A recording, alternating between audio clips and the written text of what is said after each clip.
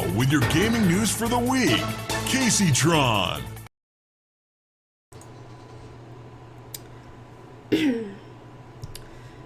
Hello and welcome to your gaming news with Caseytron.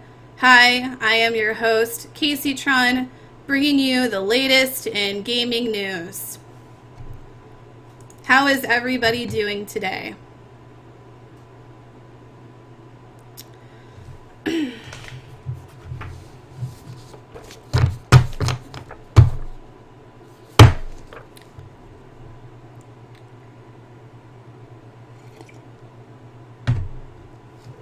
Okay, so to start off with, we have some really exciting stories to start off with. First of all, we're going to start off with talking about games. So,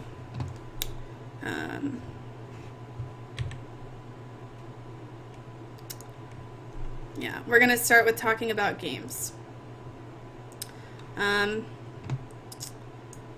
About a week ago, Electronic Arts released Battlefront for an open beta.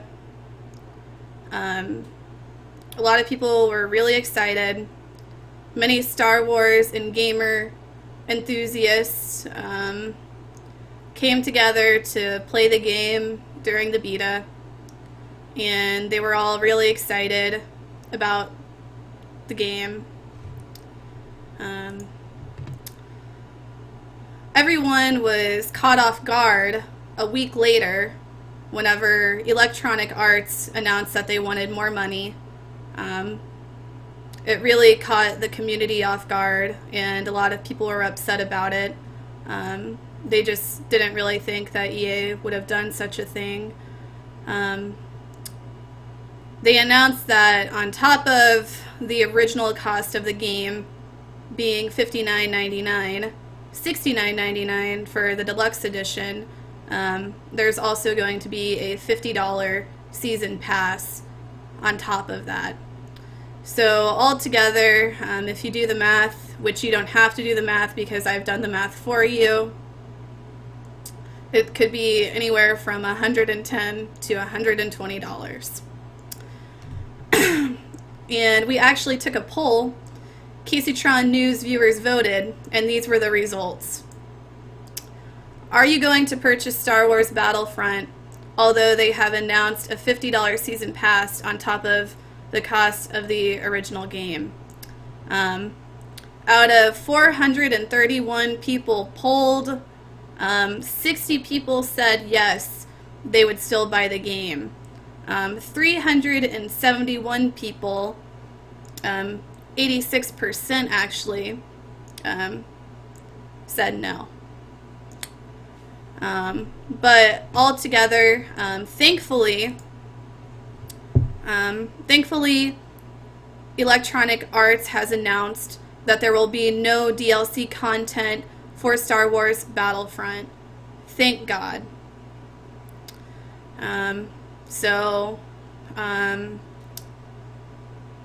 Yeah, thanks. Thanks, Electronic Arts. Moving on, some more news in gaming news. On October 12th, the Play Overwatch tweeted that Overwatch is going to be making their debut on Twitch on October 15th, so you can preview the beta. A lot of streamers are really excited for the beta. A lot of streamers, just trying to get invited to the closed beta using their influence and their entitlement. Hopefully all the streamers that want the keys will get the keys because they're streamers or whatever.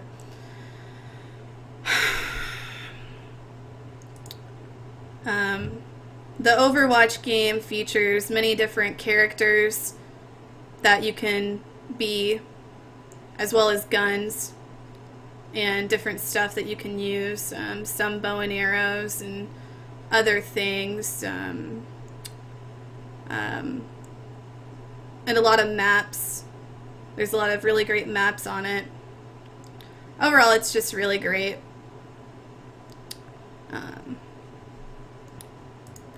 Some more shocking news. Streamers all over Twitch are extremely excited about the game. Even professional case opener Phantom Lord tweeted about the game following the announcement. The professional case opener stated that he may give up his career in case openings on Twitch and play an actual game. And he tweeted this October 14th. Played Overwatch yesterday and it was so badass. Might just change my career of case opening to this game. And next, what's going on in the gaming world? The LCS Worlds is happening.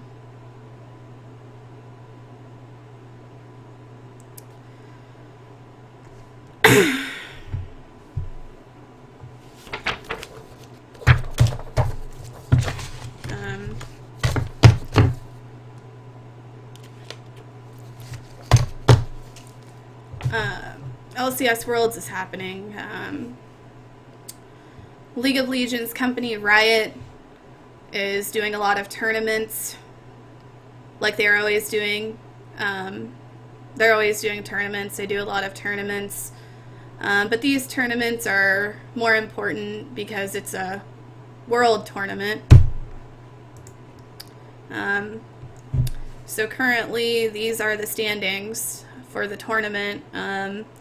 This week is quarterfinals, next week is semifinals, and then the week after that is the finals. So finally, this will be all over. Everyone is rooting for the fan favorite team, Fnatic, which is one of the only teams that anybody's really heard of that's left in the competition. Everyone's rooting really hard for them, even though they know there is no way that they're going to win and it's going to be another Asian team, is my prediction. So really exciting for that. Also, more breaking news. Dyrus has announced that he will be leaving TSM.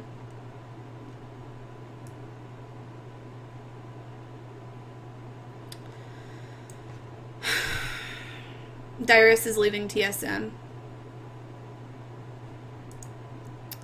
In his last game, he gave a really emotional speech, and I felt sorry for him. I felt sorry for Dyrus. He said, "Sorry that I let all my fans down, Dyrus."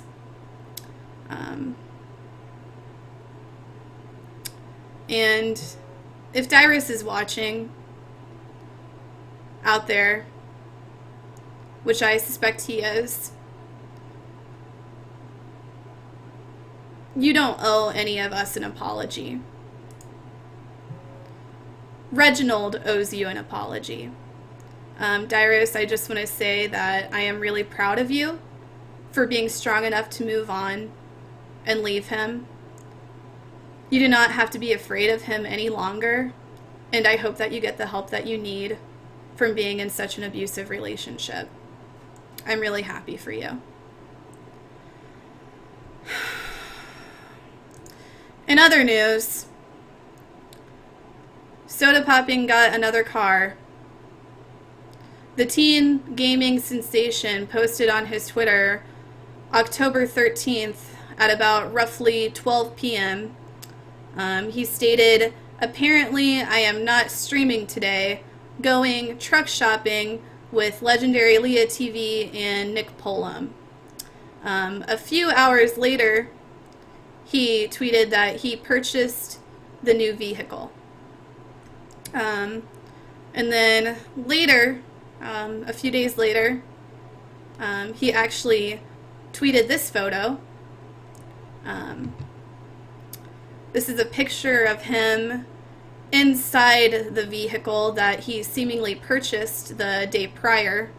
And we have also received information that the vehicle is a black truck.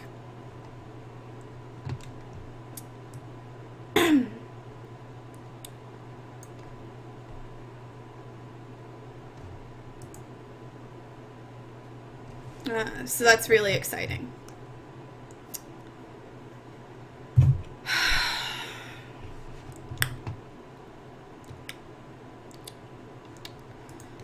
And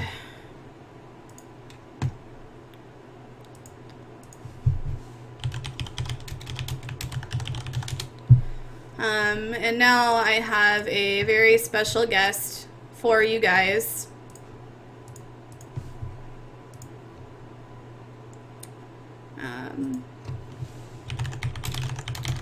And now I have a very special guest here for you guys to talk a little bit about computers.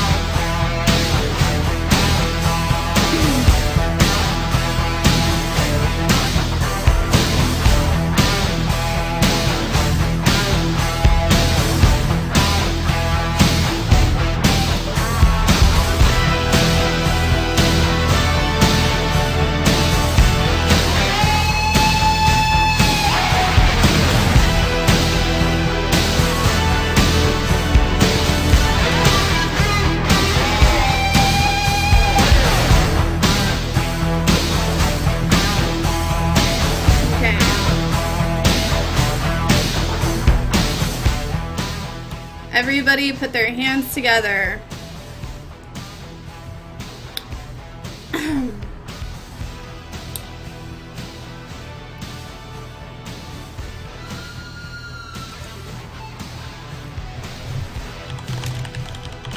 Hold on, I'm trying to get him on the line. Trying to...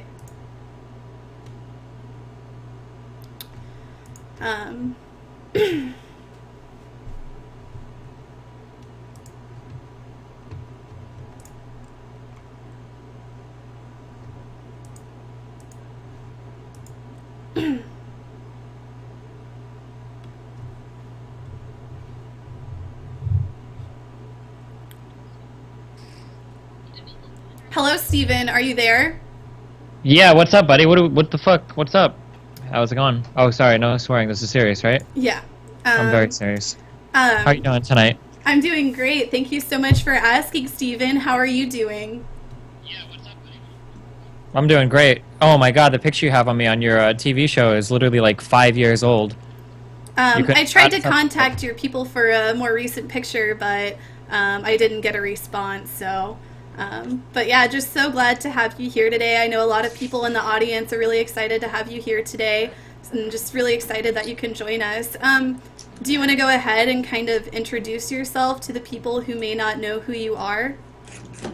Yeah, what's up, guys? I'm Stephen Bonnel II. I am a hardware expert, I guess, for computers and streaming computers, especially. That's like my specialty.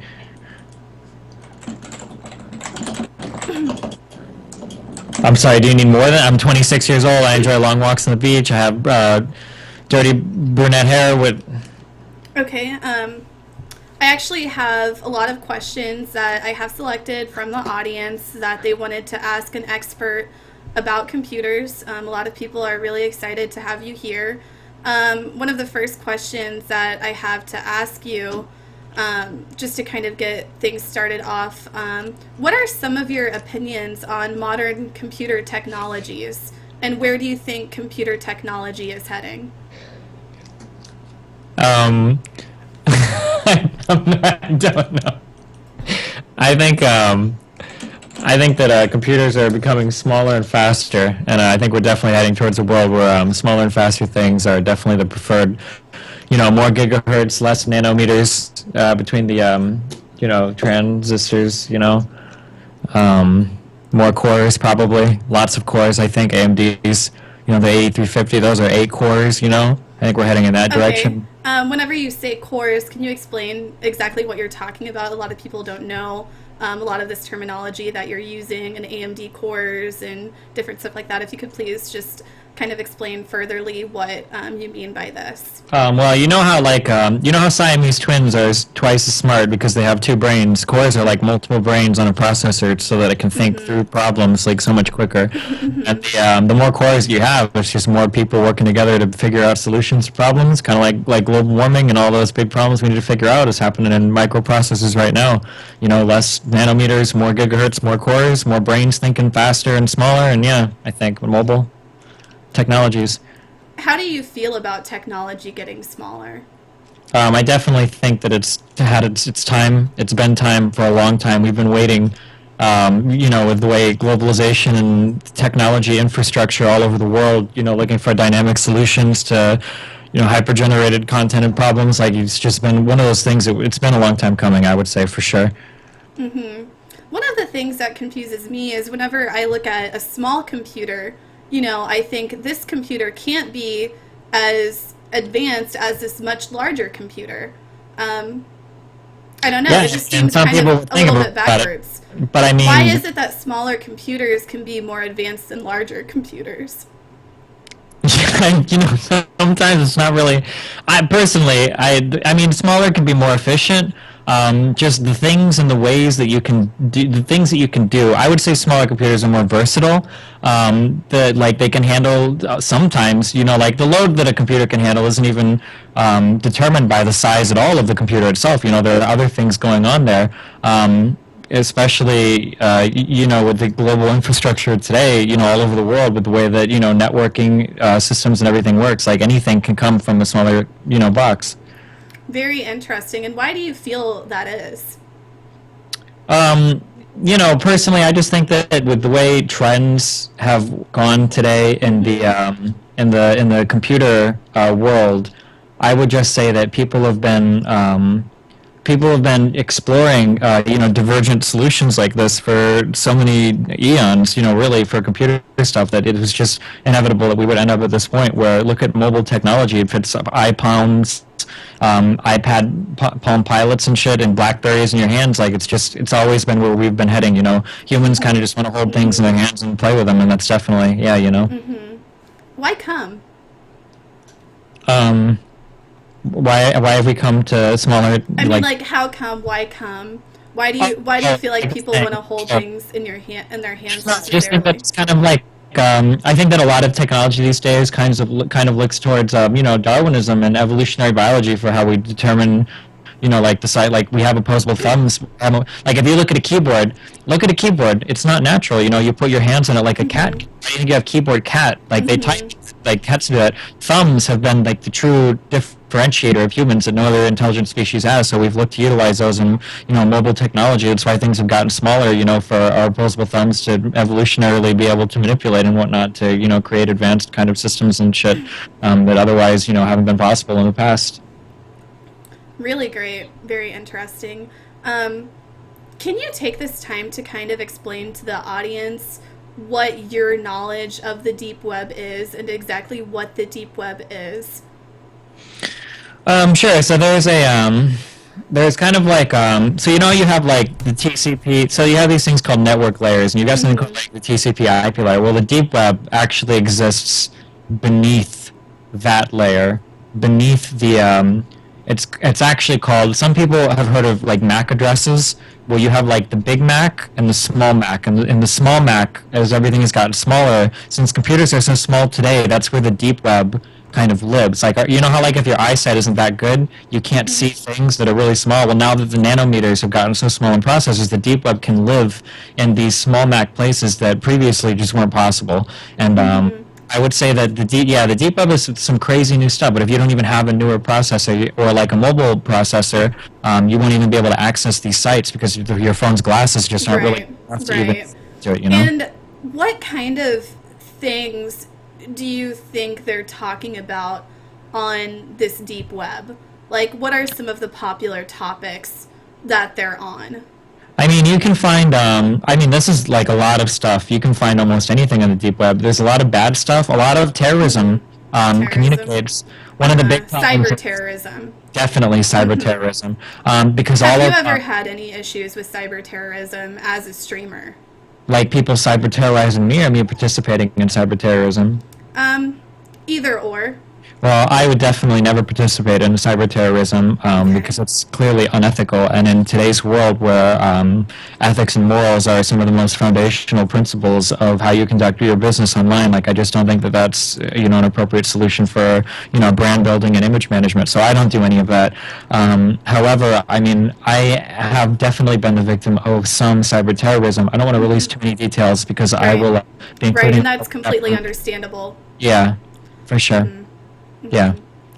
While we're talking about internet safety, do you mind kind of sharing with the audience your knowledge of antivirus software and different ways that they can protect themselves safely on the internet?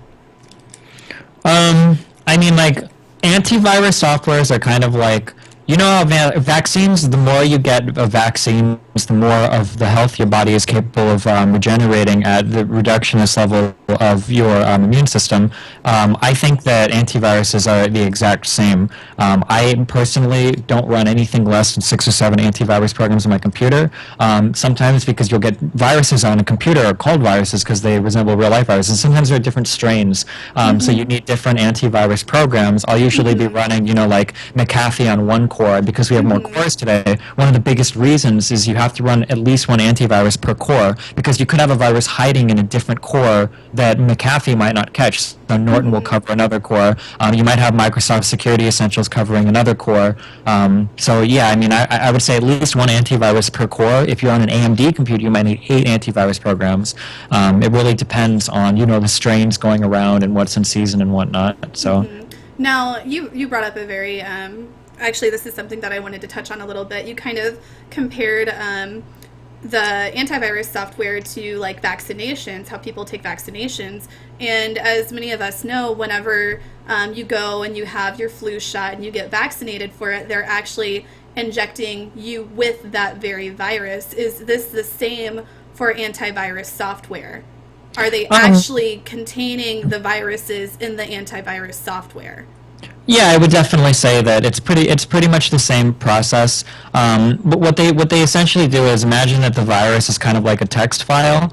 They'll like change up a couple of the letters so that it doesn't do all of the damage that it does, but it still kind of resembles the virus. And then once your computer has ran it through, ran it through all of the hyperpipes, like the pipelining in the cores, and once that infrastructure's network has been completely supersaturated with the dummy virus, then the next time your computer sees it for real, assuming it's gone through an antivirus core, it'll be able to recognize those malicious files and then eradicate them from the system before they can cause any major malfunctions, to your hardware. Yeah. Would you say in any rare cases, whenever this happens, the computer is actually infected with the virus that the antivirus software was supposed to prevent? I know that it's extremely rare, but it does happen on occasion, so I want this to be something that people are aware about. Have you heard of this happening? Okay, like some people say this, okay? So let me preface this by saying, because I don't want to be alarmist, okay? There is a growing movement of people, and I think they put up a legitimate argument that say that maybe the antivirus stuff isn't, because, and again, like, I don't want people to jump to conclusions. You should all form your own conclusions. McAfee, Norton, Microsoft, YouTube, these guys all make big money off of their antivirus programs. and some people say, like, does it cause more harm than good? Because I have a 4790K, which is an I do Intel, as well. I do yeah, as well. which are some of the best Intel Pentium Acceleron chips or whatever. And one of my cores is actually not working now because I put too many antiviruses, maybe too many antiviruses at once, and the core just has problems now. It's like it's got a spectrum of just issues with it that I can't seem to. I don't know. Supposedly, it's only like 1 in 100 times this will happen, but some people are saying that maybe people hide the numbers. Maybe there are more computers that are being messed up by these antivirus, vaccine programs. I'm not entirely sure Are if you it is necessary. concerned? Are you concerned that the infected core could possibly spread the virus to your other cores? Is that something that you're kind of being mindful of and trying to protect your computer against? That like it's really hard to say because a lot of these companies that will sell you this protection will also sell you protection against the same, like there's this whole like double market stuff kind of going on where like Google also owns, like iTunes and stuff. And if you try to buy antivirus protection from one and your computer fucks up, because one of the cores starts to develop these spectrum-based disorders, you have to go to the other one to get it cured. I don't know, like that's just a really messy issue. I feel like I'm not completely qualified to talk about it, even though I have a lot of really strong opinions about it. So I don't really want to. I would heavily recommend your audience to stay away from all of this kinds of stuff because it's pretty clear that the companies are just fucking with you. I think they're excuse my language, but I feel like what they're doing is pretty sinister. A lot of conspiratorial kind of stuff going on to Okay. mess up. Yeah. And that's a really great way to segue into the next topic, conspiracy kind of stuff. How do you feel about the new Windows 10 and why is it free? Why are they making it freely available? How do you feel about the new Windows 10? You yourself, as a computer expert, have you upgraded to Windows 10? For me personally, unfortunately, I thought that it was something different that I was updating to, so I got it by mistake. But I am on Windows 10 now. I'm ashamed to say, but I probably will be downgrading as soon as possible. Windows XP was probably the last good, safe operating system they've used. It seems like all the newer ones, they're just trying to get as many people's systems as possible. Just totally compromised KC-tron. Like it's disgusting. Like there are preloaded viruses. Like when you go to like the Windows updater, like it doesn't even try to hide all of the shit that it's putting on your computer anymore. And like all of it, you don't even have an option anymore. Like it's non-consensual updating. Like you don't say yes or no to anything. And I would heavily recommend most people stay on. I think Windows XP was probably the best, or maybe Windows like ME. Like one of those two are probably like the most stable, hack-proof operating systems now. Have you heard any of these rumors that are going around about the government actually partnering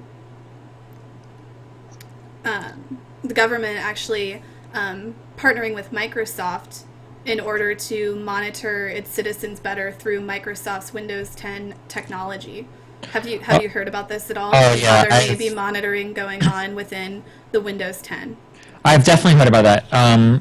One thing that I would heavily recommend is there are things that you can do if you're an advanced internet user to try to keep yourself like out of harm's way for this kind of stuff. For instance, like I always, before I like try to play a game or anything, I'll usually open Chrome in incognito mode because that kind of masks your computer's identity. Nobody can really tell, like if I connect, like right now, like I could go to a website and they would see, if you go to a website, it shows you need your social security for the TCP handshake. You need to show your IP address in order for the servers to, do a boot acknowledge and like the dual Unix and shit and like everything is out there, But usually what I do is if you have the incognito mode open, then everything becomes, everything goes to the subnet and nobody can tell like what your information is as long as you keep that open while you're surfing. So there are some things that consumers can do to kind of keep their information from getting out there everywhere, but you have to be really mindful of it. And if you slip up just once, you'll be on the Internet Archives forever. Right. You mentioned incognito. Are there any times specifically that you would recommend for somebody to use incognito mode aside from what you've mentioned? I mean, like, It really depends on, I would say it depends on the size of the load that I'm working through my pipes at that particular moment in time, just because there's so many different projects that I could be working on. And like we could spend, I don't know, like I could spend anywhere from 15 minutes to 2 hours, depending on the severity of the project, Right. and depending on, like when was the last time I worked, how often, sometimes I'll do, multiple jobs per day, and I don't know how many loads I need to move through those hyper pipes. So it really depends. I would say that it's all variable based on the amount of work that you're doing, I would say. Um, Gosh, a lot of really great questions being asked in the audience right now. I'm going to pull this one from the audience. Do you think water-cooled laptops will ever become a thing? I mean, definitely. I mean, like one of the best ways that I get work done is to just go to the pool and float around with my laptop. And usually, like it's kind of like I don't like to share the secret a lot because obviously the laptop, industry gets super mad. But usually, laptops, as long as you have this is like a really unknown thing. But as long as you have a light background on your computer because that reflects light and because photons have weight and whatnot. As long as you have a light background on your laptop, you can rest it on the water and it will be buoyant, and the water in the pool will suck the heat away from your computer while you're doing work. So yeah, I definitely think water cooling is the way of the future. Like I've done that for I don't know tons of times. Not like when I travel and whatnot. I'm at a resort or whatever. Like it's just a great way to get work done. And yeah, I would say for sure working in the bathtub and whatnot is really relaxing. So. Do you have a preference in the color of computer cases that you use? It really depends. Honestly, like people get really hung up on like the color of the computer, but it's really not the color of the computer that matters. It's the color of your LEDs that matter. Sometimes you can get the computer to match the color, but I mean, like this is obviously really common knowledge. Like red LEDs will speed your computer up, but they cause it to run a little hotter. Green LEDs will underclock your components, but it runs a little bit more economically friendly. If you've got any vegan friends or any cannibals who like to reuse, recycle, I would say that those green LEDs are an option. The blue, red, green. The blue ones tend to run everything a little bit cooler, but they still try to go for performance, so your fans might run a little bit faster, might be a little bit noisier, but I would say that overall it's definitely, worth taking a look into some of those. As a computer designer, are there any like particular color palettes that you like to use whenever you're designing your computers? Like do you like to do like black with red or maybe like a white case with blue LEDs or anything like that?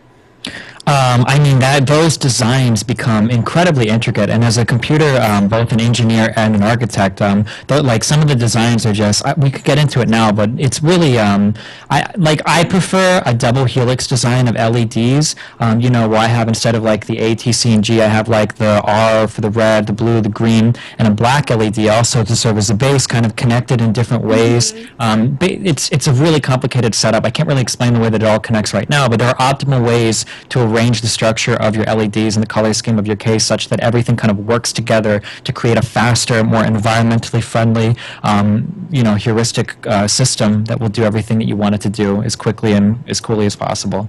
Oh, wow. Somebody asked a question in the audience that I actually probably should have asked a little bit earlier.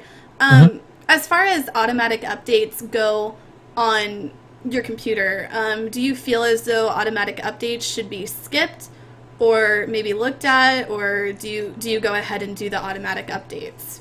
I would say for the most part, if you can avoid doing the automatic updates, I would stay away from those as much as possible. Why is that? It's just like the problem is like I don't really trust like most people out there are very intelligent when it comes to like handling the system. Like, nobody goes out there and downloads viruses, right? Like nobody goes out there like searching for malware for their computer. But when you put all of these updates on your computer, well, how is your computer going to know how to get rid of a virus if you don't show it one first? What do you think the updates are doing? So why would I take my computer that's never had a virus or any kind of thing up in it? Because most people on intelligent computers, why would you introduce viruses to that environment that's clean? Like all you do is run the risk of fucking up a system that's been untainted so far, with all of the, the diaristics out there that are fucking computers up all over the network, So you're saying always skip automatic updates and try to stay clear of them as much as possible. Is there a way that you stay clear of automatic updates, because I know some of my viewers and I in the past have had issues with these updates happening automatically, possibly even overnight. You know, whenever you don't think it's going to happen, it just kind of sneaks in there and it happens. Is there any way that you can prevent this from happening? Oh yeah, for sure. Basically, what I like to do is, have you ever? So you know how sometimes like Catholics will have like 10 kids in case like if you're fucked up and you don't want to like deal with that. So basically, what I do is I'll make like probably anywhere from 10 to 20 different installs of Windows on my computer, and anytime Microsoft threatens to do an update on one, I'll restart my computer and switch to a different partition with another operating system so that I can kind of jump around and avoid the updates. Because Microsoft is shoving the updates down your pipe at you, as long as you're constantly using that incognito mode on your browser and you keep hopping around to different partitions on your hard drive or solid state drive, when the update gets to your computer, it's got to go all the way back up the pipe and then come all the way back down, because it's kind of like mail in a neighborhood, right? It can't go from one mailbox to another. It's got to go back to the mailman, back to the post office, and then back to the mailbox. So as long as, if you see that Windows update coming your way, hop over to another partition, and then that update's going to have to travel all the way back up the hyper pipeline, and then it's got to go back to the Microsoft network ISP servers, and then all the way back to Google and shit, and then it's got to come all the way back down. So like that's usually how I do it. If you keep hopping around, usually you can avoid the updates pretty well. I'm sorry, there's a little bit of lag. I know that, we're talking at a distance right now, so. Oh yeah, for sure. Gosh, let me think. Let me see if there's any other questions. What is the optical number of monitors to use on a computer, and how does this vary from a professional gamer such as yourself to a casual gamer? How many monitors do you feel is the optical number of monitors based off of one's profession? I mean, this is a really hard question. It kind of depends on the kind of work that you're doing. For me personally, I'm a real big fan of like the Buddhist Hindu people, and I'm really big on like the third eye kind of stuff. I like 3 monitors with the third one set up on top. Even if you don't actually look at that monitor, as long as you have important information displayed there, you kind of take it into yourself. I think kind of spiritually. Like some people might laugh at that, but I have had success running different work-related programs off of that third monitor. And again, even though I'm not actively looking at it, it's just one of those things that you kind of pick up. As long as it's positioned correctly, you can go read about the third eye stuff, in different places. So that's kind of, I would say 3 monitors is good. One on the left and one on the right for each eye, kind of like glasses. It's the same thing. And then you have the third monitor up top for things that you can kind of more passively process in your head, I think. Oh, wow. Somebody is asking, how many computers do you own?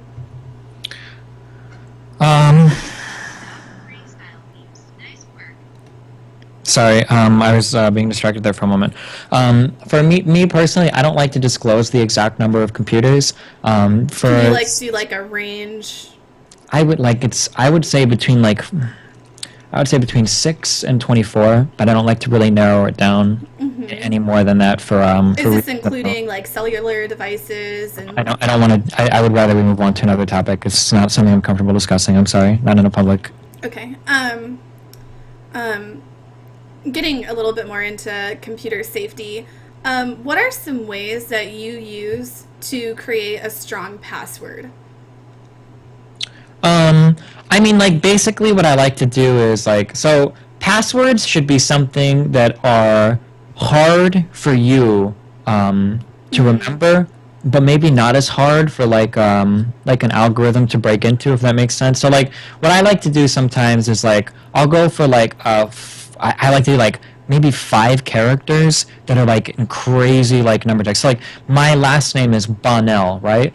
So maybe I'll be like, maybe it'll be B, and then say I was born in like 1988, right? So maybe I'll just type in my first name will be my password, right? And I'll remember because I thought of all this stuff like Bonnel, last name, when was I born, and then when I was born in that year with that last name, my first name was Steven, so I put that as my password.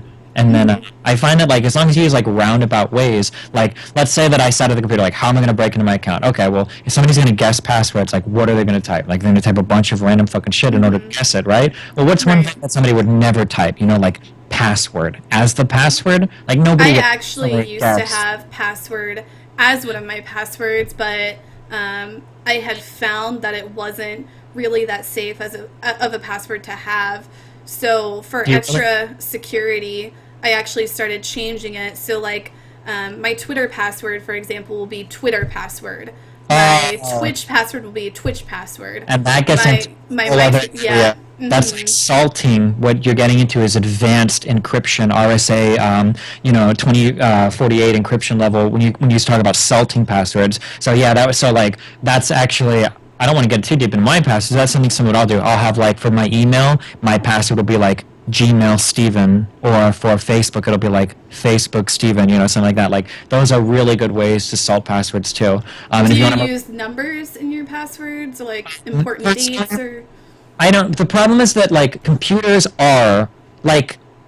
Take out like if you were to get a picture in front of you and try to draw like an A out of ones and zeros, it's pretty difficult to do. Okay, but if you have like numbers in your password, computers are made out of zeros and ones. They're very, very, very small, probably only 1 or 2 nanometers a piece per each 1 and 0, depending on if it's a 1 or a 0, because the zeros tend to take up a little bit more, bytes because they're larger.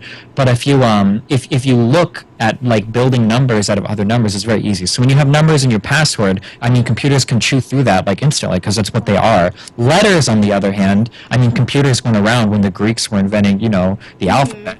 Letters are much harder to build out of the like the processing power required to hack a password that was AAAAA is going to be like exponentially higher, which this is why we need quantum computers, than the processing power to hack a password that says 11111, like. What are there any recommended computer builds that you would recommend towards somebody who wanted to do, maybe like a cheaper gaming build or anything like that? That's all available on your website, correct? Is that still available? It's not something that I do at the moment. Really, I find that there are other services out there. If you check out like iBuyPower or CyberPower PC, like these guys offer amazing fucking systems. They get like tech sponsorships for these people that know all sorts of stuff about hardware, like all these other streamers and whatnot that I'm sure have spent tons of time doing homework on hardware before they give them their endorsements and whatnot. So I would definitely recommend if you go to a website like that. Usually, what I try to do, so like I am a gamer, like you guys, I'm sure. Do you normally try to go to like other Twitch users' profiles and you're like, oh, they use iBuyPower, or they use Exactly. Yeah, sure. And so, like, I'm a gamer. Well, I haven't gamed lately because a lot of the keys that I bought got banned for some reason. I don't remember why. But, like, I'm a gamer. So when I go to buy computers, if they have, like, gaming packages, like, if you go to CyberPower PC, sometimes it's not like this is, like, the professional, but if they have a package called, like, this is, like, the Black Mamba X99 or whatever, like, stuff like that is probably going to be the tier of computer stuff that you're looking at, I think. Would you recommend Alienware? For sure. As like a cheaper avenue.